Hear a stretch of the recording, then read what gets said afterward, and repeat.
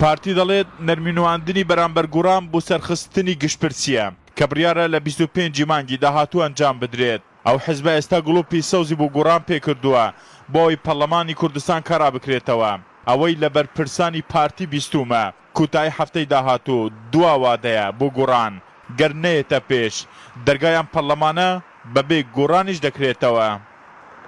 0750 445 باقی ژمارەکەی تر کە تەلەفۆنی پارتیە لای بزودنەوەی گوڕان هەیە. پارتی دەڵێت چاوەڕێی یەک نوکە تەلەفۆنی گوڕان دەکەین بۆی دەست بە کوبوونەوە بکەین و ئەم پەرلەمانە کارا بکرێتەوە. بەڵام هێشتا گوڕان ئەو تەلەفۆنەی نەکردووە. هەرچی یەکەتیە 2 ساڵە لەبەر گوڕان لەگەڵ پارتی نەهاتووتە پێش بۆی پەرلەمانی کوردستان کارا بکرێتەوە. یەکەتی وادەیەکی دانا لەم دوایە بۆ کاراکردنەوەی پەرلەمان، بەڵام گوڕان قیمەتی ئەو وادەی شکاند وەکو یەکەتی دەڵێ. ڕەنگە گوڕان مەبەستی بێت تاوەکو یەکەتی و پارتی 100% تەسلیمی مەرجەکانی گوڕان نەبن تەلەفۆنی پارتی ناکا و کوبنەوەکە دەست پێ ناکات. هیفدە ڕەحمەت ڕوودا و هەولێر.